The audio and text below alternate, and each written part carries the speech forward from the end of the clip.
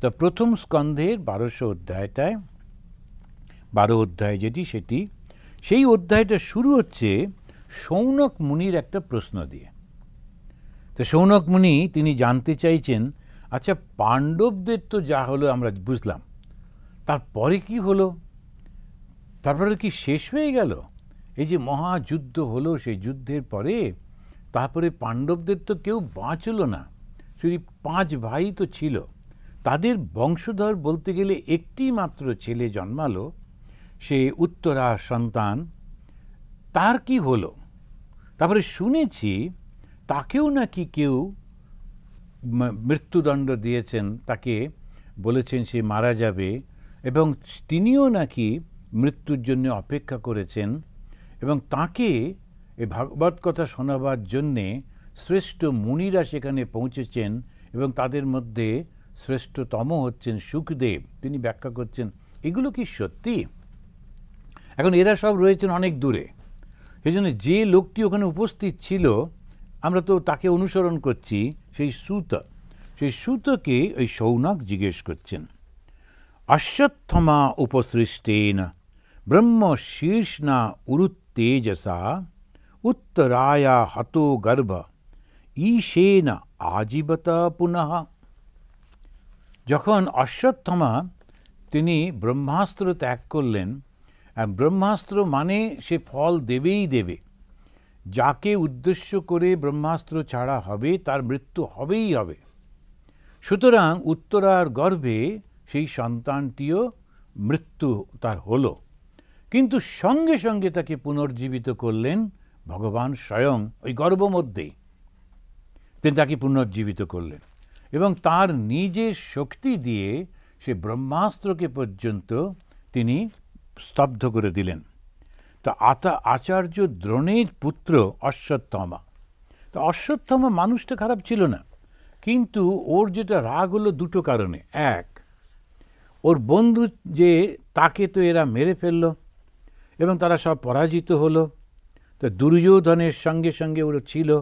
সুতরাং এখন এটা হচ্ছে কমিটমেন্টের ব্যাপার, আমি দুর্যোধনের সঙ্গে রয়েছি, দুর্যোধনের ভালোটাই তো চাইব। দুর্যোধনের ভালো চাইতে গিয়ে, কেন ওর বাবা ওর সঙ্গে ছিলেন দুর্যোধনের সঙ্গে, তো তিনি দ্রোণের পুত্র তো অশ্বত্থমা, তা দ্রোণ তো সেখানেই রয়েছেন, তো ওরা ফুল ফ্যামিলি দুর্যোধনকে সাপোর্ট করছে। দুর্যোধনকে মেরে ফেললো, মেরে ফেলার সময় একটু চালাকিও করলেন, যে দুর্যোধনের পুরো শরীরটা লোহা হয়ে গেছিল, আর শুধুমাত্র উরুটা ঢাকা ছিল বলে ওইটাই নর্মাল ছিল। তা সেটা তো ভীম জানতো না। ভীম যতবার ওর শরীরে মারছে ওর কিছু হচ্ছে না। এই ঘটনাটা নিশ্চয়ই আপনারা জানেন, যে যখন যুদ্ধ শুরু হবে তখন দুর্যোধনের মা তিনি বললেন যে তুমি একবার আমার কাছে এসো তো, আমি তোমাকে দেখব, তুমি সম্পূর্ণ বস্ত্রহীন হয়ে আমার সামনে আসবে। এবং তার যে তপস্যা ছিল, তখন তিনি সেই শক্তি দিয়ে এই পুত্রকে লোহার শরীর দান করছিলেন, যাতে করে যুদ্ধক্ষেত্রে কোনো তীর বা কোনো বল্ল বা কোনো আঘাত, তরবারির আঘাত না নিতে হয়, কষ্ট না দেয়। ওই তপস্যা দিয়ে তাকে কৃষ্ণ তিনি তো গোবিন্দ, কৃষ্ণ হচ্ছেন গোবিন্দ, সুতরাং সমস্ত লোকের মনে কি চিন্তা করছে উনি বুঝতে পারেন। এবারে কৃষ্ণ বুঝতে পেরে দেখলেন, এই রে, যদি ওইরকমভাবে ওকে আশীর্বাদ করে দেয় তাহলে তো কোনোদিন ওকে মারতে পারবো না, তো মুশকিল হবে, কি করা যায়। তখন উনি বললেন যে ছি, মায়ের সামনে উনি তাড়াতাড়ি করে এসে হাজির হয়েছে, আর দুর্যোধন যাচ্ছে। তখন দুর্যোধন তো যখন মার কাছে যাচ্ছে, তিনি বলছেন এরকমভাবে কেউ মার কাছে যায়? তুমি বড় হয়ে গেছো, বড় ছেলেরা কেউ মার কাছে এইভাবে যায় না, অন্তত পক্ষে তুমি একটা মানে কাপড় ধুতিটাকে ছোট করে পরে যাও। তখন দুর্যোধন দেখলো, হ্যাঁ তাও ঠিক, এটা উলঙ্গ অবস্থা মার কাছে যাওয়াটা তো ঠিক না, তো সেটাকে তখনও ওই একটা ধুতিটাকে ছোট করে পরলো, তো যেটা মালকোচা দিয়ে পরে যখন সেই লড়াই করবার সময় মল্লরা সেরকমভাবে পরলো, তো থাইয়ের অনেকটা ঢাকা থাকলো, সেই রকম অবস্থায় গেল। ওর মা তো চোখটা ঢাকা থাকতো, তা তিনি যেই চোখ খুললেন, খোলার সঙ্গে সঙ্গে ওর শরীরের সমস্ত অংশ লোহার মতো হয়ে গেল, কিন্তু ঢাকা অংশটা হলো না। তখন উনি বললেন যে তোমার কপালটাই এরকম, আমি কি করব? তো যত ধর্মস তত জয়া। এখন এই রকমের গল্প। কৃষ্ণ জানতেন কোন জায়গাটা ও দুর্বল। তা তিনি বারবার ভীমকে, যখন গদাযুদ্ধ হচ্ছে, বারবার ভীমকে বলছেন তুমি ওই থাইতে আঘাত করো। যদিও থাইতে আঘাত করা উচিত না, সবসময় উচিত হচ্ছে অ্যাবাভ দ্য বেল্ট। তো সেটাই, যেমন আমাদের বক্সিং যখন হয় তখন হচ্ছে অ্যাবাভ দ্য বেল্ট তোমাকে আঘাত করতে হবে, এটাই নিয়ম। কিন্তু ও দেখলো কিছুতে হবে না, যখন তখন ও মারলো। সেইটা অশ্বত্থামার খুব রাগ হলো, বললো এটা কি কথা, একে অন্যায় করে তুমি মায়ের আশীর্বাদটা থেকে ওকে বঞ্চিত করলে, তারপরে আবার যেটা যুদ্ধের নিয়ম নাই সেইটা দিয়ে ওকে মেরে ফেললে। তো ও খুব রাগ ছিল। এবারে সে একবার গোপনে গিয়ে পঞ্চপাণ্ডবের 5টা সন্তানকে রাত্রির বেলায় হত্যা করলো। ও অন্যায় করলো এই কারণে যে রাত্রিরে যুদ্ধ হতো না, রাত্রিরে কখনো কাউকে আঘাত করা হতো না। আর তাছাড়া এরা শিশুদের আঘাত করার প্রশ্নই ছিল না। তো সেই ওদেরকে পঞ্চপাণ্ডবের 5টি ছেলেকে মেরে ফেললো। তখন তারপরে পিতাকে মারলো ওর নাম করে, এই সময় নিয়েও খুবই ক্রুদ্ধ হয়েছিল। তারপরে ও দুর্যোধনকে এসে বলেও ছিল আমি এইভাবে ওদের 5টা ছেলেকে মেরে ফেলেছি। দুর্যোধন তখন ওকে ত্যাগ করলেন। উনি বললেন তুমি বড্ড নিষ্ঠুর, এত নিষ্ঠুরতা আমি তোমাকে দেখতে চাই না, তুমি আমার থেকে সরে যাও। তো দুর্যোধনও ওকে ত্যাগ করেছিলেন। ও সারা পৃথিবীতে একলা হয়ে গিয়েছিল। তখন ও প্রচণ্ড রাগ করে পঞ্চপাণ্ডবদের হত্যা করবার জন্যে অস্ত্র ত্যাগ করেছিল। তো সেই পঞ্চপাণ্ডব তাদের নিজেদেরকে রক্ষা করেছিলেন, কৃষ্ণ সেখানেতে তাদেরকে সাহায্য করেছিলেন।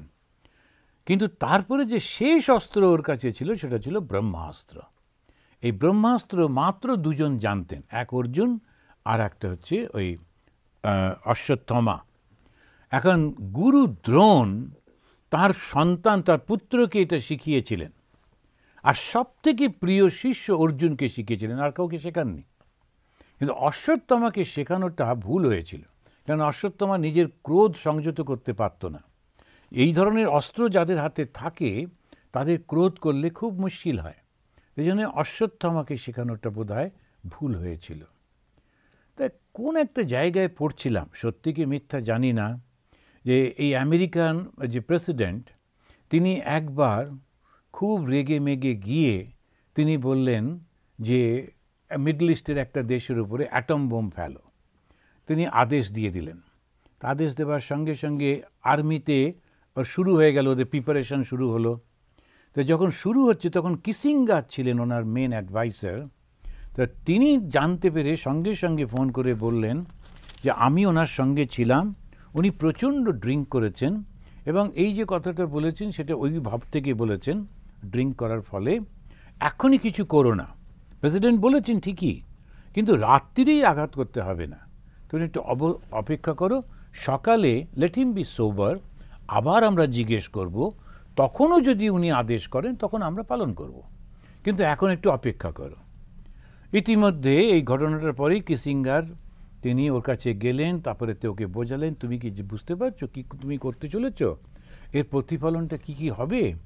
তো এই সমস্ত কিছু বোঝাবার পর সমস্ত অন্যদের মধ্যে গোপনে আলোচনা করে সকালবেলায় বলা হলো না, উনি উইথড্র করেছেন। দ্যাট ওয়াজ মানে একটুখানি পার্টিতে গিয়ে বেশি মদ খেয়ে ফেলে এরকম একটু হয়ে গিয়েছে। এখন যাদের হাতে এই রকম শক্তি থাকে যে সবাইকে ধ্বংস করার মতো, তাদের ভীষণ ক্রোধ সংযত না থাকলে মুশকিল হয়। তা স্বামী বিবেকানন্দ একবার তিনি সমস্ত এই নিবেদিতা, মেরি বুল এই সমস্ত তাদেরকে নিয়ে যখন যাচ্ছিলেন, অলি বুল এদেরকে নিয়ে, তখন কাশ্মীরেতে অন্য সাধুরা তারা ওকে দেখে নানান রকম নিন্দামন্দ করছে, কারণ সাধুর সন্ন্যাসীরা তো মহিলাদের সঙ্গে যান না, কিন্তু বিবেকানন্দ যাচ্ছে না, তাছাড়াও মেম সাহেব, সুতরাং তাদেরকে দেখে ওরা ঠিক মতো ইচ্ছা করছে না যে মেমরা আমাদের সঙ্গে কেন যাবে। যদিও ওরা আলাদা টেন্ট করে করে থাকতেন, একদিন খুব বেশি নিন্দামন্দ করায় স্বামীজি খুব রেগে গেলেন, এবং যখন ওরা ওই টেন্টের বাইরে দাঁড়িয়ে নিন্দামন্দ করছে তখন স্বামীজি টেন্ট থেকে বেরিয়ে আসছেন। ক্রুদ্ধ হয়ে একজন মাত্র খুবই পুরনো এক বৃদ্ধ সাধু ছুটে এসে স্বামীজিকে বললেন হাত জোড় করে, ওরা জানে না আপনি কে, কিন্তু আপনি জানেন আপনি কে। এখন এই যে অমরনাথে যাওয়া হচ্ছে, সেই শিবই হচ্ছেন আপনি। সুতরাং আপনি যদি ক্রুদ্ধ হন, ওরা সব ধ্বংস হয়ে যাবে। সুতরাং আপনি ক্রোধ সংবরণ করুন। তো যারা শক্তিশালী হয় তাদের ক্রোধ সংবরণ করবার ক্ষমতাও থাকতে হয়, নইলে খুব অসুবিধে। এখানেতে ওই ওনার ছিল না, তো উনি ওইভাবে অস্ত্র ত্যাগ করেছেন এবং একমাত্র ওদের বংশধর 5টি পুত্রকে হত্যা করবার পর উত্তরার বংশে গর্বে যে ছিলেন তাকেও মারবার জন্যে। তখন অশ্বত্থমা উপসৃষ্টেন ব্রহ্মশীষ্ণা উরু তেজসা, এই যে উরু তেজসা যে এটা বলছেন যে ভয়ঙ্কর এই শক্তিশালী, যে সেই অস্ত্র দিয়ে কেমন করে তাকে রক্ষা করছেন তিনি জিজ্ঞেস করছেন। কে জিজ্ঞেস করছেন? আমাদের এই ঋষি, তিনি ওকে জিজ্ঞেস করছেন। শৌনক মুনি তাকে জিজ্ঞেস করলেন। তারপরে বললেন, আচ্ছা ভগবান যাকে জীবন দান করলেন, তাকে যখন মারবার চেষ্টা করা হয়েছিল তখন ভগবান তাকে গর্ভের মধ্যে বাঁচিয়েছেন, এইটা আমরা সব শুনেছি, আমরা জানি। কিন্তু এখন তিনি কেমন আছেন, তারপরে তার মৃত্যু কেমন হবে, ইত্যাদি ইত্যাদি সব জানতে চাই। তিনি বলছেন যে তুমি যে ব্যাসদেব পুত্র মহাজ্ঞানী শুকদেব পরীক্ষিতকে তিনি উপদেশ দিয়েছিলেন, তিনি কি বলেছিলেন ওটাও আমরা শুনতে চাই, জানতে চাই। তদিদম শ্রোতুম ইচ্ছাম গদিতুম যদি মন্যসে ব্রূহি না শ্রদ্ধানানাম যস্য জ্ঞানম আদত ইচ্ছুকঃ। এখন কি খুব সুন্দর করে উনি বলছেন যে যদি তুমি মনে করো যে আমাদেরকে বলার উপযুক্ত তবে বলো। এখন সব কথা কেউ জিজ্ঞেস করলেই বলে কোনো লাভ নেই, কারণ সে তো বুঝতেও পারবে না, অত বেসিকটা নেই।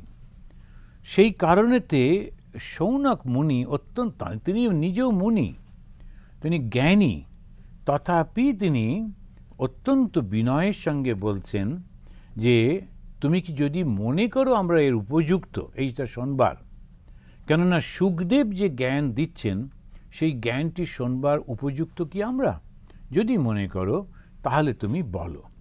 তো আমরা আগেও আলোচনা করেছি এই যে সুত, এরা অত্যন্ত, তাদের মেমোরিটা খুব তীক্ষ্ণ ছিল, যেটা দেখতো যেটা শুনতো সব মনে রাখতে পারত এবং ভার্বাটিম অ্যাজ ইট ইজ ওরা বলতে পারত। এবং সেই জন্যে ওরা যখন ঘুরে ঘুরে যাচ্ছেন তো তখন উনি ওদেরকে জিজ্ঞেস করছেন। সুত তখন বলছেন, এটা থেকে এই 4 নম্বর মন্ত্রতে বলছেন, মহাঋষি ভৃগুর পুত্র শৌনক। এই যে অনেকের আছে যে ভৃগু বংশ, ভৃগুর যে আমাদের যারা দেখবেন একটা করে গোত্র বলে না, তো সেই ভৃগুর একটা গোত্র আছে। তো মানে ওই ভৃগুদের শিক্ষা, ভৃগুর শিক্ষাতে যারা আছেন, তা সেই জন্যই স্বামীজি বলেছেন তোমরা হচ্ছ ঋষিদের বংশধর। তা আমরা হচ্ছি কোনো না কোনো যে গোত্র, মানে দেখবেন হিন্দুদের কারোর না কারোর কিছু না কিছু গোত্র আছে, এই গোত্র হচ্ছে খুবই নাম করা সব ঋষিদের গোত্র। তো ঋষিদের কাছে যারা পড়তে যেত তাদের থেকে ট্রেনিং নিয়ে ফিরে এলে ওই ট্র্যাডিশনটা চলতো, তাদের সেই শিক্ষা সেই কোন যুগে, কিন্তু সেইটি বয়ে বয়ে বয়ে বয়ে আজ পর্যন্ত আমরা ভুলে গেছি যদিও, কিন্তু এই গোত্রটা আমরা ক্যারি করছি। এটা হচ্ছে ঋষিদের থেকে আসা এই গোত্রগুলো। তো সেই জন্যেই স্বামীজি বলছেন লো দ্য ডিসেন্ডেন্টস অফ দ্য ঋষিস। অন্যদের হচ্ছে কীরকম, কেউ একটা ব্যবসা করতো তো তখন তার নামে একটা হলো, কেউ একটা এই যে মিস্টার ফক্স, শিয়াল টিয়াল মারত, মেরে বিক্রি করতো, শিয়ালের চামড়া টামড়া, মিস্টার ফক্স। তো যেহেতু পয়সা টয়সা আছে, সাদা সাদা মতো দেখতে, আমরা খুবই স্যালুট ট্যালুট করি যে না বাবা ঠিক আছে, কিন্তু এখন এইরকমই সমস্ত হয় না। কিন্তু আমাদের হচ্ছে ওই ঋষিদের গোত্র থেকে, কিন্তু দীর্ঘদিন খুবই দুর্ভাগ্য, আমি জানি না কেন ভগবান এরকম করলেন, প্রায় 1000 বছর ধরে পরাধীন থাকার ফলে অরিজিনাল সেই ভারতবর্ষটা হারিয়ে গেল। হয়তো বা এই কারণে যে নতুন যে ভারত বেরোবে সেটা শ্রীরামকৃষ্ণ বিবেকানন্দ আদর্শ নিয়ে তার অন্য একটা তিনি পরিস্থিতি তৈরি করবার জন্যেই বোধহয় ভগবান এটা করেছেন। তো যাই হোক, উনি হচ্ছে মহারিষি ভৃগুর পুত্র হচ্ছে সৌনক। এই সৌনক জিজ্ঞেস করছেন সূতকে। সূত তখন বলছেন, অপি পলত ধর্মরাজ পিতৃবৎ রঞ্জনন প্রজাহ নিষ্প্রিয় সর্বকামেভ্য কৃষ্ণ পাদানুসেবয়া। এখন জিজ্ঞেস করা হলো, আচ্ছা এইটা বলো দেখি, ওদের যে সেই বংশধর তা পরীক্ষিত, তো তার কি হলো? তখন একজন এসে সব সময় নিজের গল্প খুব বলতো, তো অন্যরা তাকে থামাতেও পারতো না, তা খুবই বিরক্ত বোধ করতো। তো একটা কি বিয়ে বাড়িতে সবাই বসে আছে, তিনিও শুরু করেছেন, সেই জানো তো তখন যেটা হয়েছিল সেগুলো, তো সবাই তার মধ্যে একটা কি গোলমাল হলো, হইচই এটা হলো, তাতে করে ওনার বলাটা বন্ধ হয়ে গেল। সবাই হলো যাক বাবা বাঁচা গেল, এটা মাঝখানে থেমেছে। তারপরে সবাই ছেড়ে দিয়েছে। এবারে আবার যখন সবাই মোটামুটি ওইগুলো সব মিটে টিটে গেছে, সবাই বসেছে, একটা ছোট বাচ্চা তো সে মাঝখানে উঠে দাঁড়িয়ে বলছে তারপরে কি হলো গো? তো তখন সবাই ওকে বলছে, আরে তুই আবার মনে করিয়ে দিলে কেন, আবার তো সেই শুরু হবে সেই কাহিনী। তো সেই রকম আবার কি হলো বলে সৌনক জিজ্ঞেস করছেন। এখন আবার কাহিনী শুরু হচ্ছে। এখন সেই কৃষ্ণ, তারপরে এরা সব চলে টলে গেলেন। এবারে দ্বিতীয় জেনারেশন যারা আসছেন তাদের কাহিনী বলছে। কিন্তু কাহিনী বলবার আগে তিনি কিভাবে জন্মালেন সেসব না বলে টলে যুধিষ্ঠির কিভাবে রাজত্ব করছিলেন সেইটা দিয়ে শুরু করলেন। কেন? একটা কারণ থাকে। তা আমরা যখন ট্রেনিং সেন্টারে পড়তাম তখন আমাদের একজন মহারাজ ছিলেন, তিনি আমাদের হিন্দুইজম পড়াতেন, হিন্দু ধর্ম সম্পর্কে পড়াতেন। কিন্তু প্রত্যেকবার উনি যখন শুরুর আগেই চলে যেতেন সেই বেদান্তে, কবে বর্তমানে আসবেন, তারপরে এসে প্রায়ই বুদ্ধদেবের কাছে এসে সে থেমে যেতেন। কিছুতেই বুদ্ধদেবের পরের ঘটনাগুলো আমরা ক্লাসেতে পেতাম না। তো যখন আমাদের ক্লাস হতো তখন আমরা ওকে বলতাম, মহারাজ বুদ্ধের পর থেকে। উনি বলছেন, হ্যাঁ এই বুদ্ধের পর থেকে হবে, but you know how Buddha came, আবার ব্যাক করে। তো কিছুতেই বুদ্ধ পেরোতে পারিনি আমরা, সেই জন্যই মুশকিল। তো এখানেতে এই সূত আবার চলে গেল যে ধর্মপুত্র কেন বলছে, তার কারণ হচ্ছে কয়েকটি শ্লোকে উনি ব্যাখ্যা করছেন যুধিষ্ঠিরের। কারণ যে জন্মাচ্ছে অত্যন্ত একজন আশীর্বাদ প্রাপ্ত একজন, কিন্তু ওই রকম এত অসাধারণ মানুষ এই বংশে জন্মাচ্ছে কেন, সেইটা যেন তিনি গ্রাউন্ড তৈরি করছেন।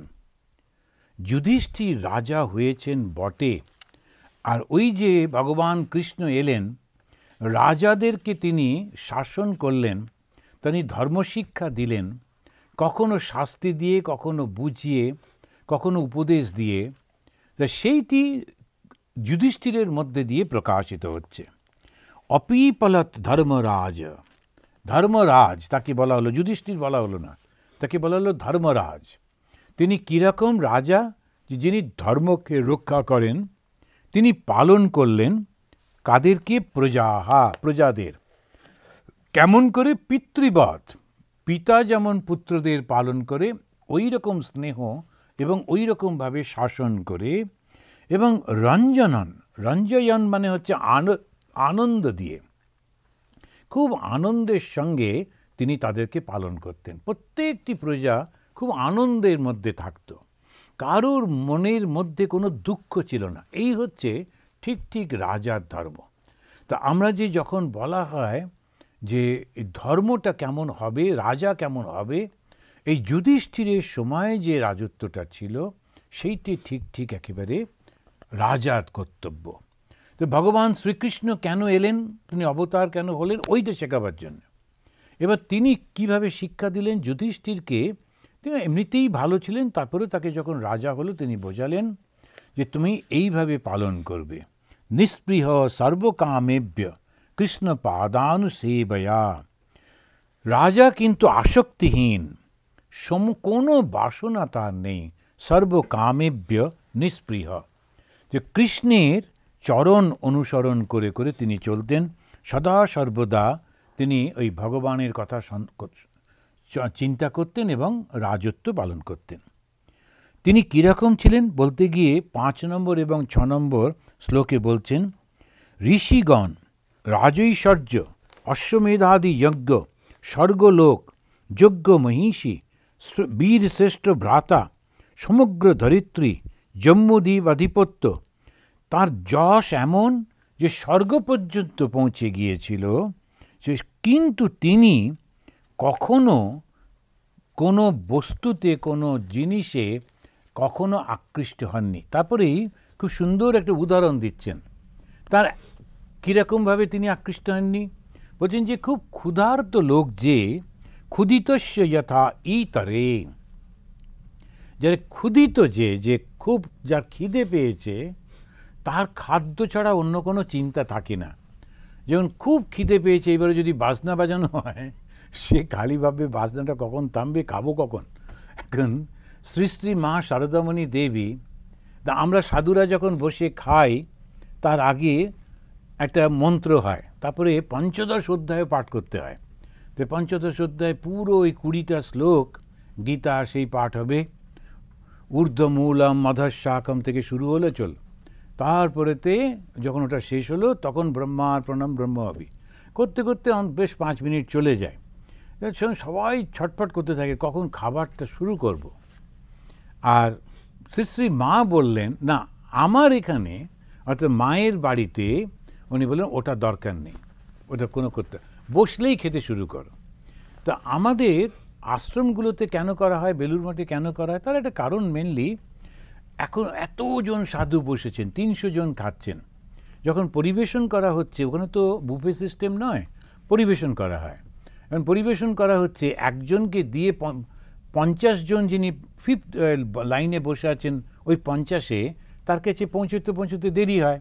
এবারে প্রথম জন যদি সঙ্গে সঙ্গে খাওয়া শুরু করে, ওর ওখানেতে প্রথম ভাত পৌঁছতে এর ভাত ডাল তরকারি খাওয়া হয়ে গেল। এখন ওর ওখানে ভাত যাবে, তারপরে তরকারি যাবে, তারপরে ডাল যাবে। এর সেই কারণে একটা ওই বলা হয় না, ওটার পরে শ্লোক পাঠ হবে, তারপরে একসঙ্গে শুরু করবে, তখন দিতে সুবিধে হয়, সবাই সব জিনিসগুলো একসঙ্গে পেয়ে গেছে। প্রথমেই ওই সার্ভিংটা করবার পর তারপরেতে যিনি ওখানে ইনচার্জ থাকেন, ভান্ডারী বলা হয়, ভান্ডারী মহারাজ, তিনি ওই ব্রহ্মার্পণম শুরু করেন, সব ব্রহ্মচারীরা বলে, তারপরে সবাই খাওয়া শুরু করে ইত্যাদি। তা এই যেটা এখানে উদাহরণ দিতে গিয়ে বলছেন, প্রচণ্ড ক্ষুধার্ত যে, তাকে যদি তুমি অন্য কিছু দাও তার ওদিকে মন যাবে না, ও খাবারটার দিকে মন, কেননা প্রচণ্ড ক্ষুধার্ত। একটা অসাধারণ উদাহরণ দিলেন যুধিষ্ঠিরের মনের অবস্থা। যুধিষ্ঠিরের মন, সে কেবলমাত্র ভগবানকে চাইছে, ঈশ্বরকে চাইছে।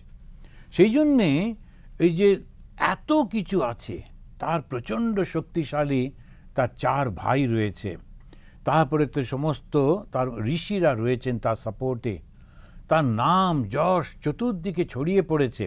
পুরো জম্মুদ্বীপ, এই জম্মুদ্বীপে মানে হচ্ছে একেবারে সেই আফগানিস্তান থেকে শুরু করে একেবারে সেই দ্বীপগুলো পর্যন্ত, তা সমস্তটাই হচ্ছে জম্মুদ্বীপের মধ্যে পড়ত। সেই সমস্ত দ্বীপটার মধ্যে তার আধিপত্য রয়েছে, তথাপি তার কোনো দিকে মন নেই, ভগবানের দিকে মন। তো এই কথাটি বলে যারা ভক্ত, যারা ঈশ্বর লাভ করতে চান, তাদেরকে ইন্ডিকেশন দেওয়া হচ্ছে যে যাই তুমি করো না কেন জগতে, মনটা ঈশ্বরে রেখো। ভগবান শ্রীরামকৃষ্ণদেব বললেন যে তুমি মনটা ঈশ্বরে রেখো। অ্যান্ড কেউ বলে জগতের কাজ করতে গেলে ঈশ্বর চিন্তা করব কখন, তার উদাহরণ হচ্ছেন যুধিষ্ঠির। তা তিনি রাজত্ব চালাচ্ছেন, কীরকম রাজত্ব, একেবারে জম্মুদ্বীপ শাসন করছেন, এত বিশাল। তারপরেতে তার সৈন্য সামন্ত চতুর্দিকে চলে যাচ্ছে। অশ্বমেধ যজ্ঞ মানেই হচ্ছে একটি অশ্বকে ছেড়ে দিত, সেটি রাজত্বের পর রাজত্ব পেরিয়ে যেত, ওর পেছন পেছন ওর সৈন্যরা যেত। এই নয় যে যুদ্ধ করত আর রাজত্বটা নিয়ে নিত, তারা বলতো তুমি আমার আন্ডারে থাকতে হবে, আমাকে ট্যাক্স দিতে হবে।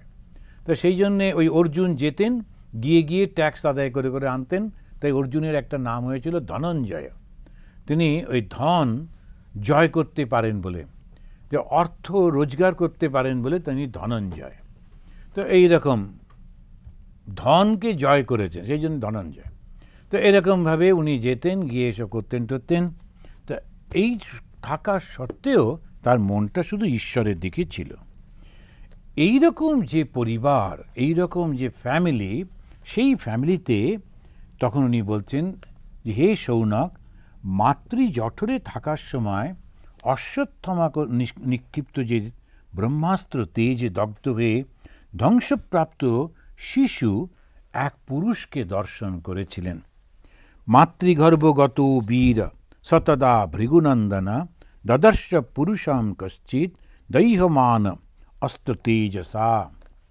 ব্রহ্মাস্ত্র তেজসা, যে ব্রহ্মাস্ত্রের সেই তেজের মধ্যে যিনি দগ্ধ হয়ে যাবার কথা, সেই শিশুটি তিনি একটি পুরুষকে দর্শন করেছিলেন। কীরকম পুরুষ? তখন 8 নম্বরে, খুব সুন্দর 8 নম্বর 9 নম্বরে ওই বর্ণনা করে চলেছেন। বলছেন অঙ্গুষ্ঠমাত্র অমলম স্ফুরত পুরটা মৌলিনম অপি ব্যাদ দর্শনম শ্যামম তরিতাসম অচ্যুতম। এখানে একটা অদ্ভুত শব্দ ব্যবহার করলেন, অপিব্যম। অপিব্যম মানে অতি সুন্দর। তো ভগবান কীরকম? দারুণ সুন্দর। সেই জন্যে ভগবানের মূর্তি কীরকম হবে? দারুণ সুন্দর দেখতে। ভগবান শ্রীরামকৃষ্ণদেবের কথা উনি বলছেন, মূর্তি পুজো কখন সার্থক হয়? যখন মূর্তি পুজো করি কখন ঠিক ঠিক সার্থক হবে? যখন মূর্তিটা খুব সুন্দর দেখতে হবে। আর যে পুজো করছে পূজক, সে যে পুজোটা ভালো করে জানবে এবং ভালোবেসে সেটা করবে।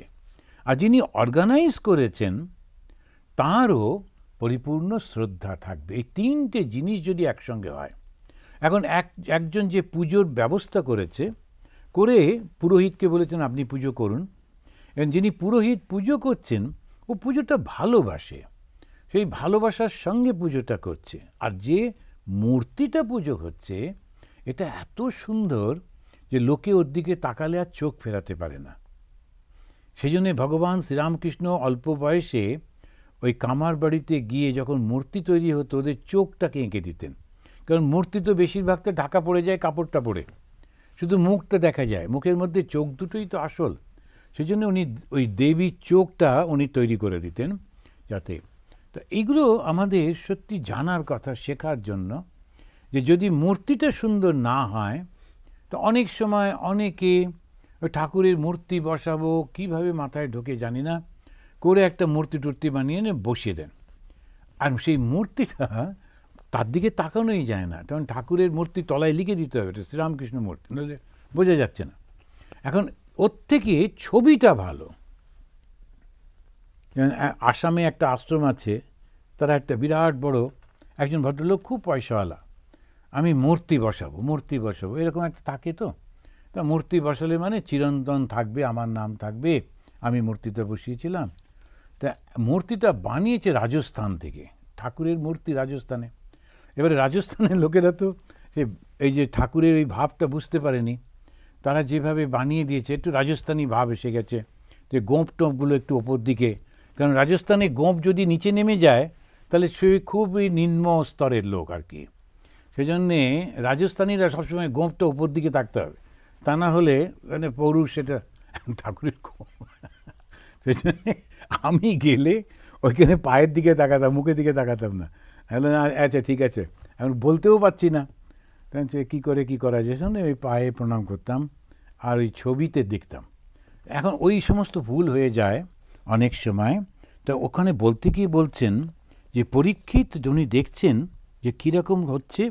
তো একটা অসাধারণ সুন্দর মাতৃজঠরে থাকার সময় দেখছেন অঙ্গুষ্ঠ পরিমাণ, মানে ছোট্ট অঙ্গুষ্ঠ পরিমাণ, নির্মল পরিষ্কার পরিচ্ছন্ন, স্বর্ণ মুকুটধারী, আর মাথাতে তার সোনার মুকুট রয়েছে, আর গা দিয়ে জ্যোতি বেরোচ্ছে, দিব্য কান্তি, পীতবাস শ্যামবর্ণ অচ্যুতকে দর্শন করলেন। তো এইটা কীরকম, এই পীতবাসক সেই রঙটা কীরকম, তিনি যে কাপড়টা পরেছিলেন সে কাপড়টা রং কীরকম সেইটি বলতে গিয়ে বলছেন, যখন বিদ্যুৎ চমকে যায়, কালো মেঘের উপরে যখন একটা বিদ্যুৎ চমকায়, তখন একটা গোল্ডেন কালার দেখতে পাওয়া যায়। সাদা নয়, এটা রূপোর মতো নয়, আবার একেবারে সাদা নয়, একটু গোল্ডেন একটা কালার দেখতে পাওয়া যায়, এবং সেইটি হচ্ছে ওর কাপড়ের রঙটা হচ্ছে সেই রকম, সেই কাপড়টা তিনি পরেছেন। তারপরে তিনি শ্রীমান। শ্রীমান কেন না, তাকে দেখেই খুব সুন্দর লাগছে, ভালো লাগছে। দীর্ঘ চতুর্বাহু, চারটে তার হাত। এই যে তিনি কিন্তু এখন কৃষ্ণ নন, এখন হচ্ছেন তিনি বিষ্ণু। তো বিষ্ণু রূপে ওকে রক্ষা করছেন। তো চারটি হাত, তপ্ত কাঞ্চন কুণ্ডলম, তার সমস্ত যে ইয়েগুলো পড়েছেন, যে সোনার যে সমস্ত, সেগুলো তপ্ত কাঞ্চন, যেমন সোনাটা যখন উত্তপ্ত থাকে তার যে কালার সেইটা। শত জাক্ষম, তার চোখ দুটি লাল হয়ে রয়েছে। কেন চোখ দুটি লাল হচ্ছে? তিনি তখন ক্রিয়া করছেন, তাই রজগুণ তার মধ্যে দিয়ে প্রকাশিত হচ্ছে, সেই জন্যে তার চোখ দুটো লাল হয়ে রয়েছে। গদা পানিম, হাতে গদা রয়েছে। আত্মনা, নিজের সর্বতো দিশম পরিভ্রমন্তম উল্কাভ্যাম গদাম মুহ ভ্রাময়ন্তম। তা বিষ্ণু তিনি তার সেই শক্তিটা কি নয়, গদা, আর সেইটি দিয়ে তিনি এমনভাবে ঘোরাচ্ছেন, ওই শিশুটি চতুর্দিকে তিনি ঘুরে অস্ত্রর যে আঘাতটা সেইটিকে ওই গদার উপরে তিনি নিয়ে নিচ্ছেন এবং তাকে ওইভাবে রক্ষা করছেন। তা পরীক্ষিত ছোট্টবেলায় এটাকে তিনি লক্ষ্য করেছিলেন, দেখেছিলেন। তো কেমন করে তিনি ওই ভয়ঙ্কর অস্ত্রের শক্তিটাকে নষ্ট করেছিলেন, তখন একটা উদাহরণ দিতে গিয়ে 10 নম্বর শ্লোকে বলছেন, সূর্য উঠলে কুয়াশা যেমনভাবে চলে যায়, যখন খুব কুয়াশা পড়েছে কিন্তু সূর্য যেই উঠল আস্তে আস্তে সেগুলো সব দূরে দূরে চলে যায়, তেমনিভাবে তিনি ওইটাকে সরিয়ে দিয়েছিলেন। নিহারিকা মি বা গোপতিহি, গোপতি মানে হচ্ছে সূর্য, আর নিহারিকা মি বা হচ্ছে ওই মিস্ট একটা, সেটা সূর্য উঠলেই সেটা চলে গেল। এইবারে এই অচিন্ত স্বরূপ স্বয়ং ভগবান তিনি ব্রহ্মাস্ত্রের এই তেজটাকে রক্ষা করলেন। আর তারপরে এই জন্ম হলো এই দ্বিতীয় পাণ্ডুর মতো। দুই ভাই ছিল তো, ধৃতরাষ্ট্র আর পাণ্ডু। পাণ্ডু অত্যন্ত শক্তিশালী ছিলেন, প্রচণ্ড বীর ছিলেন, কিন্তু একটু অন্য রকমের ছিলেন। ঠিক রাজা বসে বসে রাজত্ব করবো এরকম ছিলেন না। তো উনি ছিলেন এই বনে জঙ্গলে ঘুরবো, শিকার করবো, বেড়াবো, দেখবো, এইরকম টাইপ। ওই জন্যে উনি ওনার অন্ধ ভাই ধৃতরাষ্ট্রকে তাকে বলতেন, তুমি আমার হয়ে প্রতিনিধিত্ব করো বলে ওকে বসিয়ে দিয়ে, তখনকার দিনে খুব একটা যে শত্রুরা এসে আক্রমণ করবে টরবে এরকম তো ছিল না, বলে রাজারা খুবই টাইম পাস করতো জঙ্গলে টঙ্গলে গিয়ে শিকার টিকার করে। আর পাণ্ডু ছিলেন প্রচণ্ড শক্তিশালী, আর শক্তিমান পুরুষ সে চুপ করে বসে থাকতে পারে না। এই একটা চোর এসছে, ওকে করো ধরো, এরকম কে করবে, বলে আচ্ছা ওইগুলো সব তুমি করো। ও গিয়ে জঙ্গলে শিকার টিকার করতে গিয়ে একটু গোলমাল হওয়া, একটু অভিশাপ পেয়েছিল, এবং সেই কারণেতে এইরকম হলো। এখন দ্বিতীয় পাণ্ডু যেন পাণ্ডুর মতো তিনি জন্মগ্রহণ করলেন, প্রচণ্ড শক্তিশালী এই পরীক্ষিত জন্মগ্রহণ করলেন। তাই পরীক্ষিতকে বলতে গিয়ে বলছেন বিষ্ণু রাত। পরীক্ষিতের জন্মের পর তখন খুব করে দান করছেন যুধিষ্ঠির, অনেক সবাইকে সব দিচ্ছেন, তবে হাতি দিচ্ছেন, জমি দিচ্ছেন, ঘর বাড়ি দিচ্ছেন, এই সমস্ত দান করছেন। তারপরেতে তিনি ঋষিদের বলছেন, এই বাচ্চাটা একটু তুমি হাত দেখে বলো তো, কপাল দেখে বলো যে ও কীরকম হবে। তখন এই ঋষিরা ওর নাম দিল বিষ্ণু রাত। বিষ্ণু রাত মানে হচ্ছেন বিষ্ণু যাকে প্রাণ দান করেছেন, বিষ্ণু যার প্রাণ দিয়েছেন, প্রাণ দান করেছেন, রক্ষা করেছেন, সে হলো বিষ্ণু রাত। আর এই শিশুটি পরবর্তীকালে যখন একটু বড় হলো, কথা বলতে শিখলো, ও সারাক্ষণ শুধু খুঁজে বেড়াতো, পরীক্ষা করত, যাকে আমি গর্ভের মধ্যে দেখেছিলাম, কোনো একজন পুরুষ এলেই, একটু বড় লোক এলেই ও ছুটে ছুটে গিয়ে দেখতো এই কি সেই পুরুষ। সবাইকে ওই পরীক্ষা করতো বলে ওর নাম হলো পরীক্ষিত। ও সমস্ত পুরুষদের পরীক্ষা করত যে আমি বিষ্ণুকে তো দেখেছিল, ওই বিষ্ণুর ওই চেহারাটা ও মেলাবার চেষ্টা করত একটু মানুষের সঙ্গে, তাই বারবার পরীক্ষা করতে বলে ওর নাম হলো পরীক্ষিত। আর যেহেতু ভগবান বিষ্ণু ওকে রক্ষা করেছিলেন, তাই ঋষিরা ওর নাম দিলেন বিষ্ণুরাত। এরপরে যুধিষ্ঠিরের কথা শুরু হচ্ছে। উনি জিজ্ঞেস করছেন যে তোমরা একটু এই ছেলেটির ভবিষ্যৎ সম্পর্কে আমাকে বলো তো। আমরাও যেমন কেউ জন্মালে এরকম জিজ্ঞেস করি, জানতে চাই শিশুটির কি হবে, তো সেইভাবে। ওম শান্তি শান্তি শান্তি হরিঃ ওম তৎসৎ। শ্রীরামকৃষ্ণ অর্পণমস্তু।